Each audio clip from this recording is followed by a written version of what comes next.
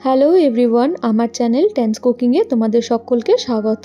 আজকে তোমাদের সাথে হেলদি চিড়ের পোলাওয়ের একটি রেসিপি শেয়ার করব, যা বানাতেও খুব কম সময় লাগে এবং খেতেও কিন্তু হয় ভীষণ টেস্টি। তাহলে দেরি না করে ঝটপট রেসিপিটি শুরু করা যাক। প্রথমে একটি পাত্রের মধ্যে মাঝারি কাপের 2 কাপ পরিমাণ চিড়ে নিয়ে নিয়েছি। জল অ্যাড করে 15-20 সেকেন্ড ভিজিয়ে রাখার পর এইবার এই চিড়েগুলোর এক্সেস জল বের করে এইগুলোকে একটি অন্য পাত্রের মধ্যে আমরা নিয়ে নেব। জলটা ভালো করে চেপে বের করে নিতে হবে, না হলে কিন্তু চিড়েগুলো দলা পাকিয়ে যেতে পারে। দেখতেই পাচ্ছ চিড়েগুলো ভিজেও গিয়েছে এবং কিন্তু বেশ ঝুরঝুরে হয়ে গিয়েছে। এবার চিড়ের পোলাওয়ের উপকরণগুলো একে একে একটি পাত্রের মধ্যে নিয়ে নেব। তার জন্য প্রথমে 7-8টা মতো কারি পাতা নিয়ে নিয়েছি, সাথে নিলাম 8-10টা পরিমাণে কাজু, কিছু পরিমাণে কিশমিশ নিয়ে নিয়েছি এবং নিয়ে নিলাম কিছু পরিমাণে কাঁচা বাদাম এবং এদিকে 2টো কাঁচা লঙ্কা নিয়ে নিয়েছি। এইবার একটি ফ্রাই প্যান বসিয়ে প্যান ভালো করে গরম হয়ে এলে দিয়ে দিলাম সামান্য পরিমাণে সাদা তেল।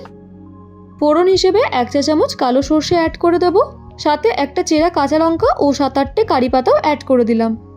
এইবার বাদামগুলো এর মধ্যে দিয়ে দেব, দিয়ে কয়েক সেকেন্ড এইগুলোকে ভালো করে আমরা ভেজে নেব। 10-15 সেকেন্ড এইগুলোকে হালকা ভেজে নিয়ে এইবার কাজুটাও এর মধ্যে অ্যাড করে দিলাম।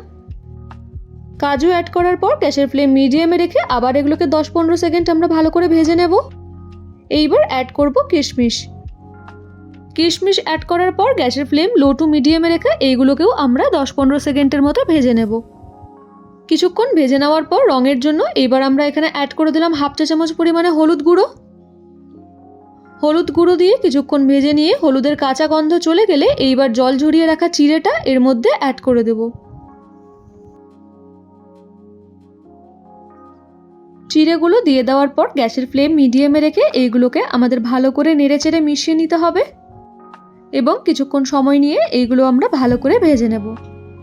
যেহেতু চিড়ের পোলাও একটু মিষ্টি হয়, তাই নেড়েচেড়ে নিয়ে এখানে আমি দিয়ে দিলাম ছোট কাপের 1/2 কাপ পরিমাণ চিনি এবং স্বাদের ব্যালেন্সের জন্য 1 চিমটে লবণ অ্যাড করলাম। এইবার সমস্তটা ভালো করে নেড়েচেড়ে নিয়ে আমাদের কিছুক্ষণ এটাকে কুক করে নিতে হবে।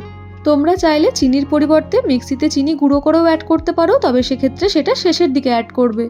5-6 মিনিট লো টু মিডিয়াম ফ্লেমে চিড়ের পোলাওটা ভালো করে ভেজে নিয়ে প্রায় হয়ে এলে শেষে নামানোর আগে দিয়ে দিলাম 2-3 ফোঁটা মতো লেবুর রস।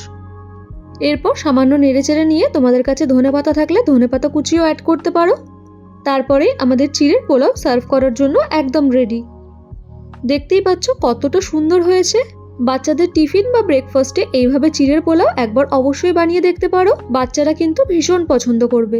কম তেলে এবং হেলদিভাবে খুব সহজেই এইভাবে চিড়ের পোলাও বাড়িতে বানিয়ে নেওয়া যায়, তাই এইভাবে আগে বানিয়ে না থাকলে বাড়িতে একবার অবশ্যই এরকমভাবে চিড়ের পোলাও রেসিপিটি ট্রাই করে দেখতে পারো, আর কেমন হয়েছে তা অবশ্যই জানিও।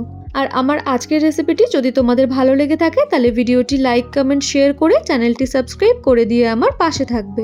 ভিডিওটি শেষ পর্যন্ত দেখার জন্য ধন্যবাদ।